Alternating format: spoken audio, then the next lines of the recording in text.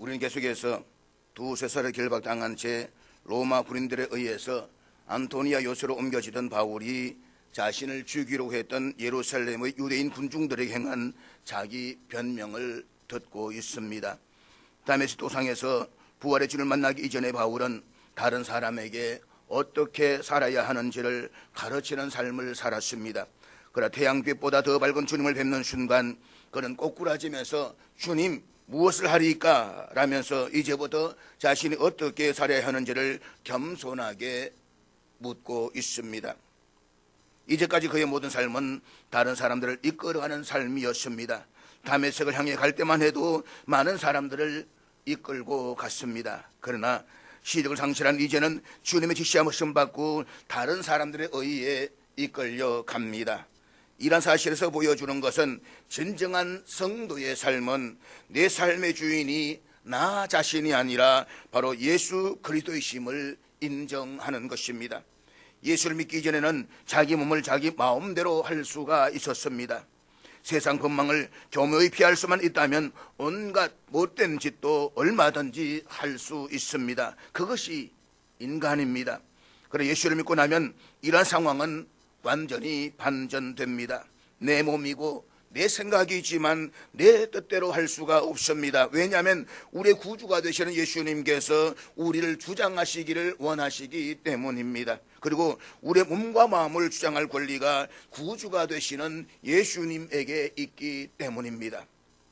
정통 유대인으로서 가말리엘 문화생일 뿐만 아니라 바리새인이었던 바울은 유대교에 대한 열심이 참으로 대단한 사람이었습니다. 그는 스스로 밝혔듯이 다른 어떤 유대인들보다도 더 열성적으로 조상의 유전을 지키고 또 그것을 긍지로 알며 적극적으로 자신의 종교를 사랑해서 보존하고 전파하는 사람이었습니다. 그 결과 그는 하나님께 대하여 열심하는 자로서 그리스도교를 박해하여서 사람을 죽이기까지 하고 남녀를 결박하여 옥에 넘겼습니다.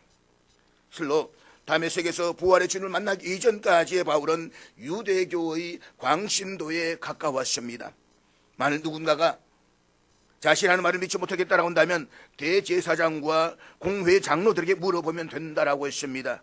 그만큼 자신의 부끄러운 과거는 감출 수 없는 명백한 사실이었던 것입니다.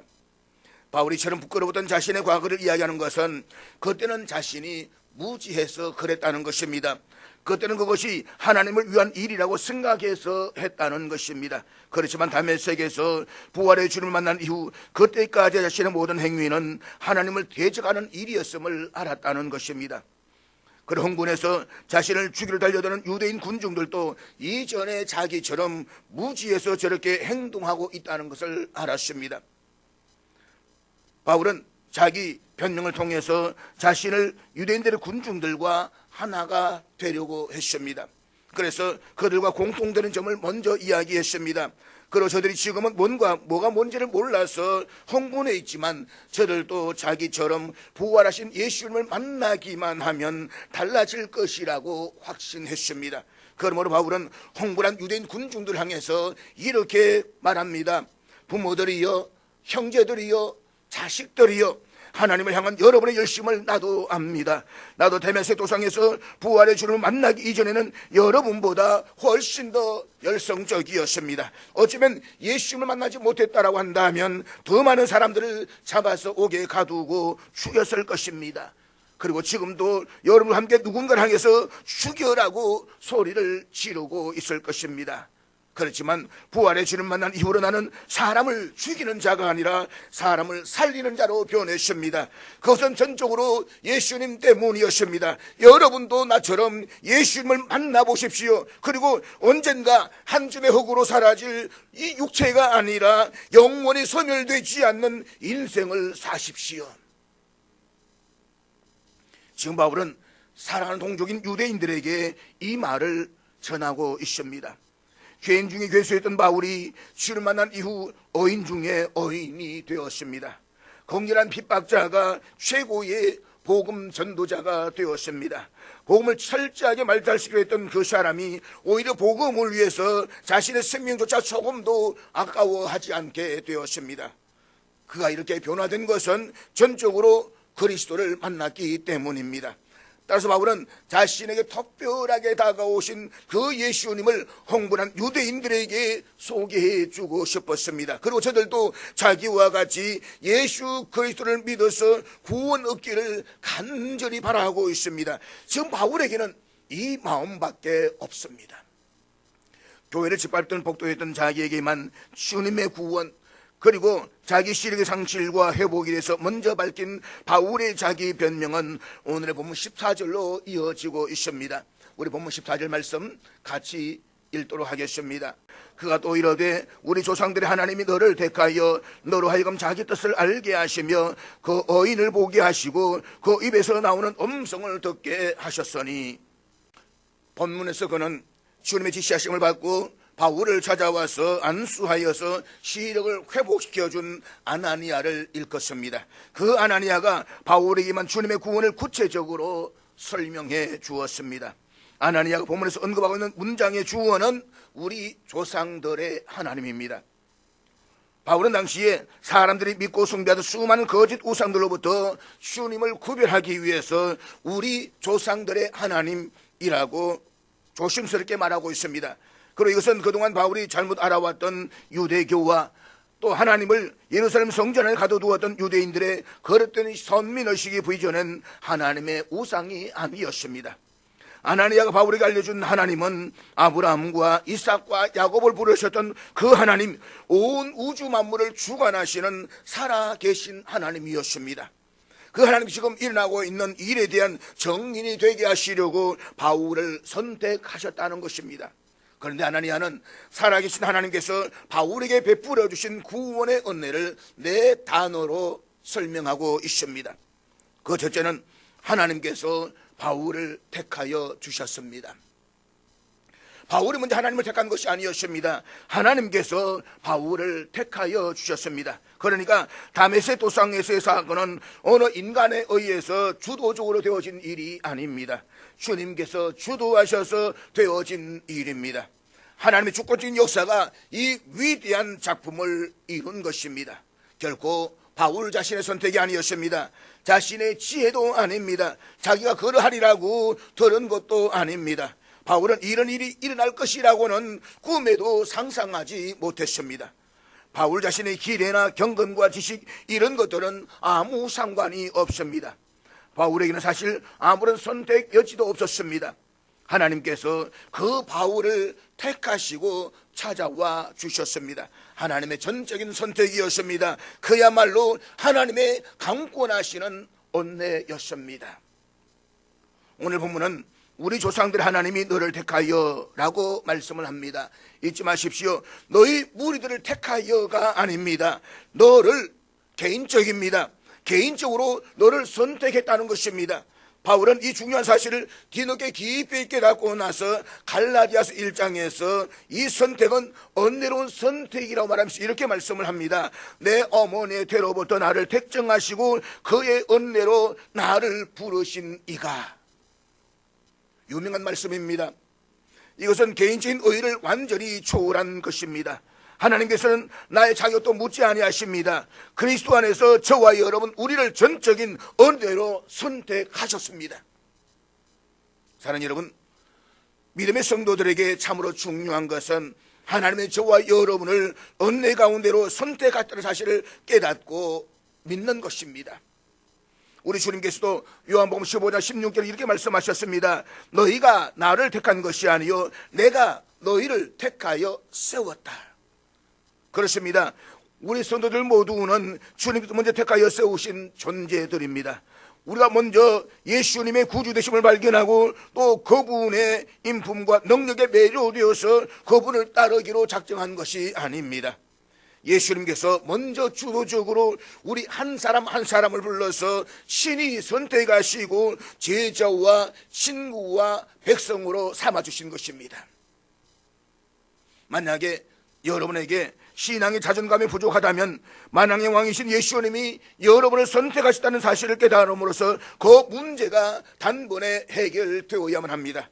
다른 그 누구도 아닌 주님께서, 만왕에 와신 주님께서 나를 찾아오시고 나를 선택하셨다는 것입니다. 내게는 그럴 만한 자격이 없습니다. 그럴 만한 조건도 없습니다. 나는 죄인이었고 영원히 버림받을 수밖에 없습니다. 그렇지만 주님께서 나 한 사람을 보시고 나를 선택하시고 찾아오셨습니다. 이것은 그분의 은혜가 아니고서는 설명할 길이 없습니다. 그러므로 여러분이 해야 할 일은 단지 예수 그리스도를 예수님의 주님과 구세주로 받아들이는 것입니다. 그리하면 여러분은 예수님이 네가 나를 택하지 아니하고 내가 너를 택하여 나의 제자가 되도록 세웠노라 말씀하시는 것을 듣게 될 것입니다. 잊지 마십시오. 주님께서는 당신과 함께 당신의 나라에서 영원한 시간을 보내시기 위해서 저와 여러분을 택하셨습니다. 두 번째는 하나님께서 바울로 하여금 당신의 뜻을 알게 해 주셨습니다. 하나님께서는 바울을 택하신 뒤에 자신이 택함받은 하나님의 뜻을 스스로 찾으라고 말씀하시면서 그냥 내버려 두지 않았습니다. 이슬람교에서 그들이 믿는 알라시는 저 멀리 높은 곳에 계셔서 우리 인간과 관계하지 않습니다. 그래 너희들이 알아서 정리하라는 그 말밖에 되지 않는 것입니다. 그러나 우리가 믿는 하나님은 우리를 선택하시고 그냥 내버려두지 않습니다. 네가 알아서 와라, 네가 알아서 대답을 찾으라, 그렇게 말씀하지 않습니다. 하나님께서는 친히 아나니아를 바울에게 보내어 주시고 바울로 하여금 아나니아를 통해서 하나님의 비밀, 하나님의 깊은 뜻을 알게 해 주셨습니다. 바울을 향한 하나님의 뜻은 바울을 들어서 사용하시는 것입니다. 바울을 들어서 이방인의 그릇으로 서시겠다는 것입니다. 세 번째는 하나님께서 바울로 하여금 의인을 보게 하셨습니다. 아나니아가 말한 의인은 다메섹 도상에서 정오의 햇빛보다 더 찬란한 빛으로 다가와서 바울을 구원해 주신 예수님을 가리킵니다. 예수님께서 십자가에 못 박혀 돌아가셨습니다. 일반적인 사람들, 믿음이 없는 사람들이 모았을 때 예수님은 저주를 받았고 중재인 모습으로 죽었습니다. 그러나 하나님께서는 그 의인을 보게 하셨습니다. 수많은 의인들 가운데 한 사람이 아니라 바로 그 의인, 하나님께서 세우셨던 그 의인을 보게 하셨다는 것입니다. 절대로 죄인이 아니라 의인입니다. 그 의인을 선택된 자에게 보여주셨습니다. 그런데 바울이 예수 그리스도로 직접적으로 표현하지 않고 에둘러서 그 의인이라고 표현한 것은 유대식 표현입니다. 바울은 곳곳에서 이런 유대식 표현을 사용함으로써 자신의 말을 듣고 있는 유대인들 중에 어떤 사람도 자신의 말 때문에 자극받지 않도록 조심하고 또 조심했습니다. 이것은 홍군한 유대인 군중들이 자신에서 가진 오해를 풀기 위한 세심한 바울의 지혜라고 볼 수가 있습니다. 그렇습니다. 우리는 복음을 전할 때나 매사에 말에 대한 신중함과 지혜가 필요합니다. 하지 않아도 될 사소한 말로 사람들의 감정을 격동시키거나 거슬리게 할 필요는 없는 것입니다. 사실 성도들 치고 말을 못하는 사람이 거의 없다라고 합니다. 성도들은 교회에서 매주 설교를 듣고 또 성경을 공부함으로써 일반 사람들에 비해서 훨씬 더 유식한 편입니다. 세상 사람들은 1년에 한 번 교양 강좌를 듣기조차 어렵습니다. 그렇지만 성도들은 매주 아니 일주일에 몇 번씩 설교를 듣습니다. 설교에는 하나님의 말씀만 들어있는 것이 아닙니다. 여러 가지 세상적인 지식도 포함되어져 있습니다. 그러니 성도들이 유식해지는 것은 지극히 당연한 것입니다. 그러나 성도들은 교회 활동 중에 자기 의견을 발표할 기회도 있습니다. 때문에 기독교인 치고 말 못하는 사람이 없고 기독교인은 말쟁이라는 말을 자주 듣습니다. 심지어 기독교인은 태평양 방향 바다에 빠뜨려 놓으면 그새를 잡지 못하고 고기를 쳐받고 물고기하고 대화를 나눈다라는 우스갯소리까지 있습니다. 물론 말을 잘한다라고 하는 것은 개인적으로는 좋은 일입니다. 하지만 문제는 단순히 말만 잘하는 말쟁이가 되어서는 안 된다는 것입니다. 아무 말이나 잘한다고 해서 다 유익한 것이 아닙니다. 쓸데없는 말, 해서는 안 되는 말을 함부로 하게 되면 다른 사람 물론 자기에게도 해가 될 수가 있습니다. 그러면 우리는 말을 함에 있어서 늘 신중해야만 합니다. 그리고 지혜로워야만 합니다. 말 공해를 만들지는 말아야 되는 것입니다. 나와 다른 사람에게 유익한 말, 진리의 말만을 해야만 하는 것입니다. 그래서 바울은 너희 말을 항상 언내 가운데서 소금으로 맛을 냄과 같이 하라라고 했습니다. 바울은 홍분에서 자기를 죽이라는 유대인들을 향해서 자기 고백적인 설교를 하면서도 저들을 격동시키는 말이 아니라 가급적이면 유대인들의 공감을 얻기 위해서 매우 신중하게 단어를 선택해서 이야기를 하고 있습니다. 저도 젊었을 때는 설교를 준비하다가 생각나는 단어가 있어가지고 이 단어를 가지고 해야 될까 말해야 될까 고민했을 때가 있습니다. 그리고 고민되면 이 단어를 해야 될까 말해야 될까라고 했을 때에 성경에서 답이 나온다면 그냥 말을 전했습니다. 그런데 나이를 조금 들어가다 보니까 많이 든 게 조금 들어가다 보니 말입니다. 들어가다 보니까 이 말을 해야 될까 말해야 될까 고민이 딱 오는 순간 아무리 성경적이라도 이 고민 자체가 오면 그 단어를 사용하지 않습니다. 어느 순간부터 그 단어를 사용하지 않으려고 가급적 순화된 단어, 편안한 단어를 쓰려고 많은 노력을 합니다. 그래도 어쩔 수 없게 부담되는 말을 갈 수밖에 없는 것은 그 한계가 거기까지다라고 하는 것을 여러분들이 이해를 해주시면 좋을 것 같습니다. 말씀을 들으면 진리 있고 때로는 마음속에 충분한 의 반동이라는 역사도 일어날 수가 있기 때문인 것입니다. 어쨌든 본문으로 돌아와서 하나님께서는 바울에게 어인이신 예수님을 보게 해주셨습니다. 예수님께서 다메섹 도상에서 바울을 찾아갔을 때에 바울과 동행했던 일행들은 무엇인가 보이는 것 같기는 한데 누구도 그곳에 임하신 예수님을 알아보지 못했습니다. 그러나 바울만은 큰 빛으로 임하신 예수님을 분명히 볼 수가 있었습니다. 네 번째는 하나님께서 바울로 하여금 주님의 음성을 듣게 하셨습니다.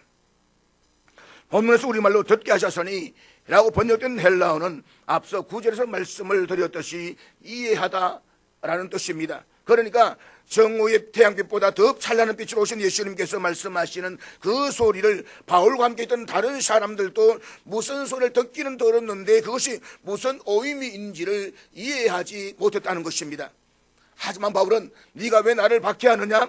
나는 네가 박해하는 나세는 예수라는 예수님의 음성을 정확하게 듣고 이해를 했습니다.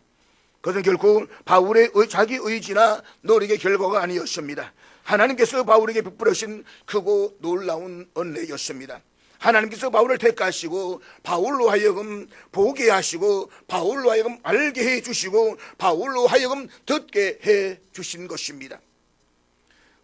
이러한 일체의 사건들은 이미 하나님께서 영원하신 작전과 계획 속에서 바울을 들어서시기로 선택하셨고 그 뜻을 알게 하시기로 작정하셨기 때문에 일어난 일이었습니다. 바울은 이처럼 예수님과 만나서 말씀을 들은 경험으로 인해서 복음의 진리를 확신하게 되었고 복음 전도의 일선에 서게 된 것입니다. 본문 15절 말씀 같이 보도록 하겠습니다. 네가 그를 위하여 모든 사람 앞에서 내가 보고 들은 것에 정인이 되리라. 우리말 성경에는 번역이 빠져있지만 헬라어 원문에 의하면 본문 15절은 이유를 나타내는 접속사 호티로 시작되고 있습니다. 그러니까 하나님께서 영원하신 계획과 작정 속에서 바울을 선택하셨으며 또 그로 하여금 당신의 뜻을 알게 하시고 예수님을 보고 듣게 하신 이유가 본문 15절에 밝혀져 있는 것입니다. 한마디로 말해서 하나님께서 모든 사람들 앞에서 바울을 당신의 정인으로 삼으시기 위함이었습니다. 마가복음 13장에서는 예수님께서 임박한 예루살렘의 멸망과 장차 있을 종말에 대해서 예언하신 내용이 기록되어져 있습니다. 그 마가복음 13장의 마지막 절이 37절에서 예수님께서 이렇게 당신의 말씀을 끝맺어 주셨는데 우리 앞에 다 같이 읽도록 하겠습니다. 깨어 있으라, 내가 너희에게 하는 이 말은 모든 사람에게 하는 말이니라. 지금 예수님 앞에서 예수님 말씀을 듣는 사람은 12명의 제자들밖에 없습니다. 하지만 예수님께서는 12제자들에게만 말씀하신 것이 아니었습니다. 예수님께서 12명의 제자에게 하신 그 말씀은 실은 모든 사람들에게 하신 말씀이었습니다. 여기에서 모든 사람은 시간과 공간을 초월하여서 과거와 현재, 미래를 총망라해서 이 땅을 거쳐가는 모든 사람들을 의미합니다. 성경은 지금으로부터 4,000년 전부터 2,000년 전에 이르기까지 하나님께서 특정한 지역에 특정한 사람들에게 하신 말씀을 기록하고 있습니다. 그런데 우리들은 그 말씀이 21세기를 살아가고 있는 우리 자신들을 위한 말씀으로 받아들이고 있습니다. 하나님의 모든 말씀은 시간과 공간을 초월하여 모든 사람을 위한 말씀이고, 그 모든 사람들 속에는 우리 개개인도 포함되어져 있기 때문입니다. 즉 하나님의 말씀은 그때 기록된 쉐마의 말씀일 뿐만 아니라 동시에 오늘 우리들에게 주시는 레마의 말씀입니다. 이런 의미에서 아나니아가 바울에게 말했고, 바울이 예루살렘 유대인들에게 자기 변명을 위해서 인용했던 본문 14절과 15절의 말씀 역시 우리 자신을 위한 하나님의 말씀인 것입니다. 사랑하는 여러분, 우리가 어떻게 구원받은 그리스도인으로서 오늘 이곳에 이렇게 앉아 있을 수가 있게 되었습니까? 우리의 노력이나 의지로 우리가 먼저 하나님을 선택했기 때문입니까? 결코 그렇지 않습니다. 하나님께서 영원하신 계획과 작정 속에서 당신의 은혜로 우리를 먼저 택하여 주시고, 우리 하여금 당신의 뜻을 알게 해주시고, 우리 하여금 예수님을 보게 해주시고, 우리 하여금 당신의 말씀을 듣게 해주셨기 때문입니다. 그 까닭인즉 우리를 당신의 정의인으로 삼으시기 위함인 것입니다. 하나님께서는 아브라함이나 모세의 발과 같은 위대한 신앙인의 하나님이신 것만은 아닙니다. 하나님께서는 우리 개개인의 하나님이시기도 합니다. 그러므로 우리 역시 우리를 택하시고 알게 하시고 보게 하시고 듣게 하신 하나님의 은혜와 도우심 속에서 얼마든지 아브라함과 모세와 바울과 같은 하나님의 정인으로서의 삶을 살아갈 수가 있습니다. 우리가 믿는 하나님께서는 시간과 공간을 초월해서 영원 전부터 영원까지 언제나 살아계신 하나님이시기 때문입니다. 본문 16절에서 아나니아가 바울에게 마지막으로 이렇게 명령했는데 우리 다 같이 보도록 하겠습니다. 이제는 왜 주저하느냐? 일어나 주의 이름을 불러 세례를 받고 너의 죄를 씻으라 하더라. 하나님의 정인으로 부르심을 받은 바울에게 이제 남은 것은 주님의 이름으로 죄사함의 세례를 받는 것입니다. 바울에게 세례는 형식의 문제가 아니라 본질의 문제였습니다. 바울은 갈라디아 3장에서 세례를 그리스도 앞에서 그리스도의 옷을 입는 것이라고 정의했습니다. 즉 세례란 자신의 전 존재를 갈아치우는 것입니다. 지금까지 자신의 인생 가치관, 성품, 인격, 목적, 이 모든 것을 예수님의 그것으로 바꾸는 것이 바로 세례인 것입니다. 그런가 하면 로마서 6장에서는 세례를 주님과의 연합으로 정의를 했습니다. 우리 죄값을 대신 치러주시기 위해서 십자가의 제물로 돌아가신 예수님의 죽음과 연합해서 우리의 옛사람이 죽고 죽음을 깨뜨리시고 부활하신 주님과 연합해서 새 생명으로 거듭나는 것이 바로 세례다라고 하는 것입니다. 한마디로 말해서 세례는 주님의 은혜로 새로운 삶을 살게 된 우리가 우리의 삶으로 하나님의 정의로 살아가기로 시작하는 첫 번째 관문입니다. 그래서 바울은 하나님의 명령에 따라서 적석에서 세례를 받았습니다. 세상에서 법정에서의 정의는 오직 말로 정언하지만 하나님의 정언은 자신의 삶으로 정언해야 하기 때문입니다. 그 이후에 바울은 로마에서 참승을 당해서 죽을 때까지 주님 안에서 새로워진 자신의 삶, 주님의 십자가와 사랑을 정언하는 삶을 중단 없이 살았습니다. 만약에 바울이 말과 입으로는 정언하려고 했다고 한다면 바울의 말이 하나님의 말씀으로 성경에 기록되기는커녕 이미 2000년 전에 그의 말은 허공 속에서 사라져버리고 말았을 것입니다. 자신을 죽이는 예루살렘의 유대인들을 위한 바울의 자기 변명은 17절에서 21절의 말씀으로 이어지고 있습니다. 바울은 지금 다메섹 도상에서 주님의 구원을 입은 이후 3년 만에 예루살렘을 방문했을 때 그 이야기를 하고 있습니다. 당시 예루살렘 유대인들이 바울을 죽이려고 했습니다. 다메섹에 있는 그리스도를 체포하기 위해서 예루살렘 떠나갔던 그 바울이 3년여 만에 도리어 그리스도인이 되어서 되돌아왔기 때문입니다. 예루살렘 유대인들은 유대교의 배신자로 되돌아온 그 바울을 가만히 내버려 둘 수가 없었습니다. 당시 예루살렘 유대인들은 바울에 대해서 익히 잘 알고 있었습니다. 그 누구보다도 주구도적으로 교회를 짓밟고 심지어 주님의 정인인 스데반을 돌로 쳐 죽이는 데에 앞장섰던 바울이었습니다. 그렇지만 유대인들 그런 바울의 이력은 조금도 고려해 주지 않았습니다. 그들에게 유대교를 배신한 배신자 바울은 이유 여하를 막론하고 제거의 대상일 뿐이었다는 것입니다. 이것이 주님께서 바울을 이방 지역의 이방인을 위한 당신의 도구로 사용하신 이유 중에 하나이기도 합니다. 그래도 바울에게는 뭔가 미련이 남습니다. 주님, 저들은 내가 너무 잘합니다. 저들도 나를 압니다. 내가 얼마나 교회를 박해했는지 저들이 알고 있습니다. 그러니까 저들이 아마 내 말을 들을 것입니다. 그렇지만 주님 말씀하십니다. 떠나가라. 타이반은 명령하십니다. 떠나가라. 이방인의 그릇을 향해서 나아가라 라고 말씀을 하시는 것입니다. 그런데 그로부터 20년의 세월이 흘러서 지금 바울은 본문 속에 다시 예루살렘의 유대인들 앞에서 자기 변명을 하고 있습니다. 그런데 본문 속의 유대인들 역시 20년의 예루살렘의 그 유대인들과 조금도 다르지 않았습니다. 바울의 자기 변명을 듣고 있던 이 예루살렘의 유대인들은 바울이 이방 선교의 정당성에 대해서 언급하자 소리를 지르면서 바울을 더 이상 말을 듣지 않으려고 가로막고 나섰습니다. 그리고 본문 22절과 23절 말씀인데 우리 같이 보도록 하겠습니다. 이 말하는 것까지 그들이 듣다가 소리질러 이르되 이러한 자는 세상에서 없애버리자 살려둘 자가 아니라 하여 떠들며 옷을 벗어 던지고 티끌을 공중에 날리니. 바울이 다메섹에서 자기 경험을 이야기했을 때에 유대인 군중들은 조심스럽게 귀를 기울였습니다. 이 시점까지 바울의 자기 변명은 상당히 잘 진행되었습니다. 어쩌면 바울의 생애 가운데서 가장 신났던 순간이었을 것입니다. 하지만 내가 너를 멀리 이방인에게 보내리라고 주님 말씀하셨다고 바울이 선언한 순간 갑자기 가장 처참한 실망으로 바뀌어 버렸습니다. 유대인 군중들은 분노를 표출하며 또다시 바울의 죽음을 요구했습니다. 이 모든 일은 결국 이방인들 이란 단어에서 비롯되었다는 것입니다. 유대인들은 이방인이 아닌 모든 사람들을 적대시했습니다. 그들은 이방인들과 교류하려고 하지 않았습니다. 하나님께서 자신들을 선택하셨다는 선민 의식이 사로잡혔던 유대인들은 하나님이 지옥불의 땔감으로 사용하시려고 이방인들을 창조하셨다라고 믿었습니다. 얼마나 끔찍한 이야기입니까? 그래서 그들은 이방인들이 구원받는 것이 불가능하다라고 믿었습니다. 그런데 하나님께서 그 이방인들에게 구원을 선포하시려고 바울 자신을 부르셨다라는 선언을 듣는 순간 유대인 군중들은 난폭해졌습니다.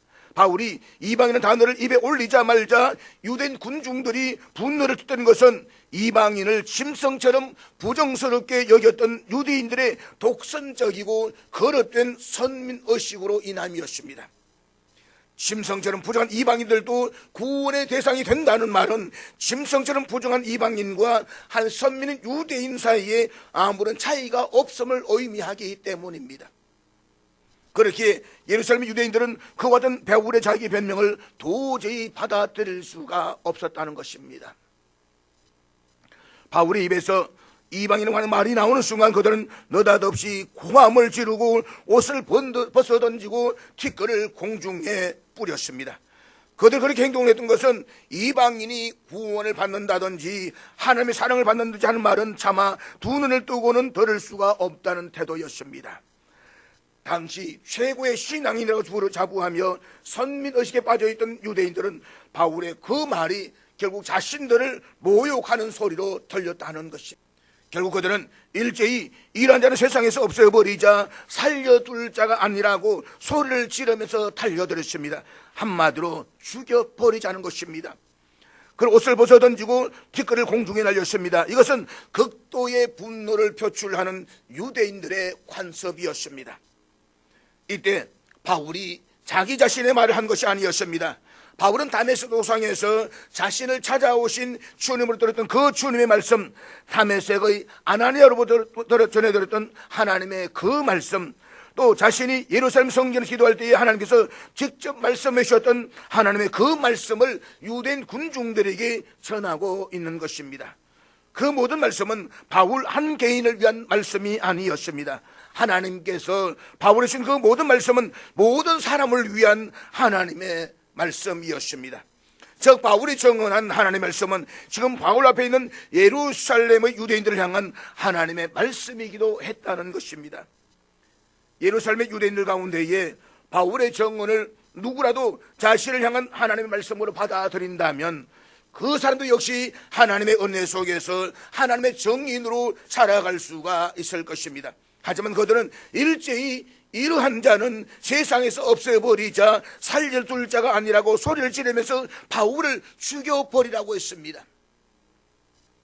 두세 살 결박당한 채 로마군의 요새에 연행을 당하면서도 온 삶을 다해 하나님의 말씀을 증언한 바울을 살려둘 자가 아니라고 단정해버렸던 유대인들에게는 하나님은 살아계신 하나님이 아니었습니다. 그들은 하나님의 말씀을 증언한 바울을 죽이려고 하기 이전에 이미 살아계신 하나님을 죽여버린 자들이었습니다.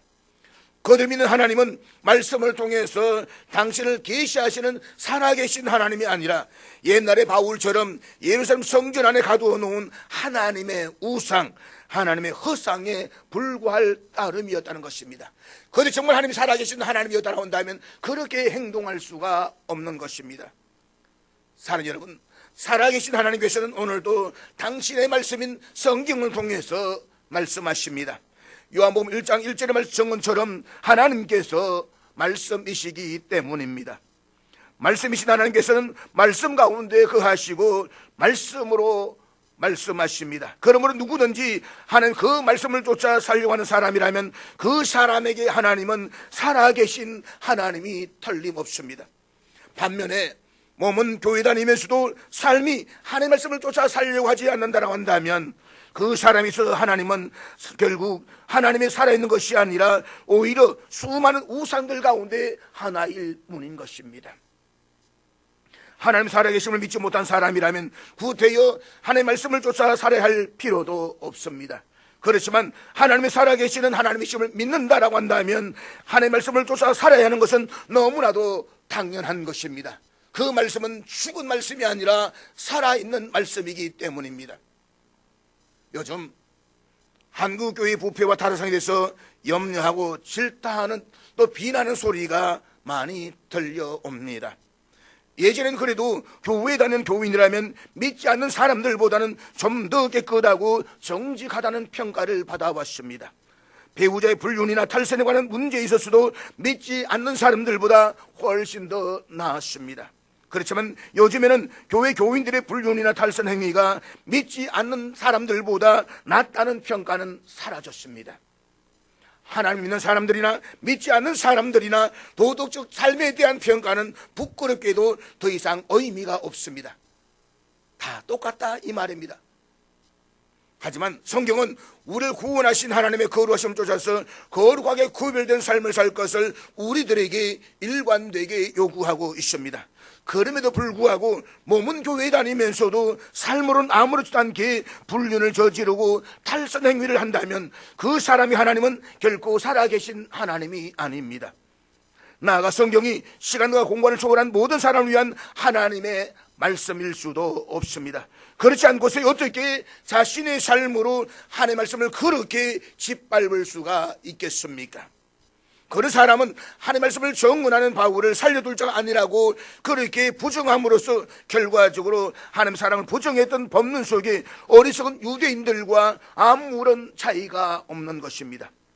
예수를 믿지 않는 사람들이야 어떻게든 자기의 유익만 구하는 것은 당연한 것이라고 생각할 것입니다. 그렇지만 그리스도인의 삶은 그들과는 차원이 달라야 되는 것입니다. 뭔가 달라야 되는 것입니다. 목사가 왜 목사인 것입니까? 목사가 병신의 삶이라 한다면 목사가 될 필요가 없는 것입니다. 목사가 목사인 것은 뭔가 병신도보다는 삶이 좀 달라야 한다는 것입니다. 우리가 성도라고 하는 것은 결과적으로 믿지 않는 사람들과는 조금은 좀 달라야 하지 않겠습니까? 사랑하는 여러분, 묻습니다. 여러분은 하나님의 살아계심을 진정으로 믿고 계십니까? 그렇다면 그 믿음은 여러분의 삶에 의해서 입증되어야 한다는 사실을 잊어버려서는 안 됩니다. 하나님께서 이 예배당 안에만 갇혀 계신다는 하나님의 허상, 하나님의 우상을 깨뜨려 부르시기 전까지는 우리 삶은 결코 살아계신 하나님의 말씀 속에 살 수가 없고 하나님과 인격적인 관계를 맺을 수도 없습니다. 잊지 마십시오. 하나님은 말씀이시고 말씀 가운데 거하시며 말씀으로 말씀하십니다. 그러면 어떤 경우에도 자신의 삶으로 하나님의 말씀을 보증함으로써 결과적으로 살아계신 하나님을 보증하는 어리석은 유대인들이 되지는 마십시다. 언제든 자신의 삶으로 하나님의 말씀을 정언하고 자신의 삶으로 살아계신 하나님을 경배하고 자신의 삶으로 살아계신 하나님을 쫓는 우리 시대의 바울이 되십시다. 그리하면 바울을 통해 로마 제국을 새롭게 하신 전능하신 하나님께서 우리의 삶을 통해서도 다가올 우리의 미래를 반드시 새롭게 해 주실 것입니다. 사랑하는 여러분, 다시 말씀을 드립니다. 일주일 내내 하나님과 무관하게 사는 사람에게 하나님은 살아계신 하나님이 아닙니다. 예배당 밖에서는 하나님을 등지고 살아가는 사람에게 하나님은 예배당 안에만 갇혀있는 하나님의 우상, 하나님의 허상일 뿐인 것입니다. 그런 사람에게는 결과적으로 하나님도 수많은 우상들 가운데 하나일 뿐인 것입니다. 일상 속에서 나의 삶으로 하나님의 말씀을 부정하는 사람에게 성경은 나를 위한 하나님의 말씀이 아닙니다. 그렇기 때문에 그 사람은 하나님의 말씀을 정하는 바울을 통해서 살려둘 자가 아니라고 단정하면서 살아계신 하나님을 부정했던 예루살렘의 유대인들과 아무런 차이가 없습니다. 그러므로 하나님께서는 말씀이시고 그 말씀 가운데 거하시며 그 말씀으로 말씀하심을 잊지 마십시오. 그래서 우리 각자의 삶으로 하나님의 말씀을 정언하고 하나님을 경배함으로써 사람들 앞에서 하나님의 살아계심을 입증하는 하나님의 정인들이 다 되어서 우리 시대의 바울로 쓰임받는 기쁨을 누리게 되시기를 주의 이름으로 축복합니다.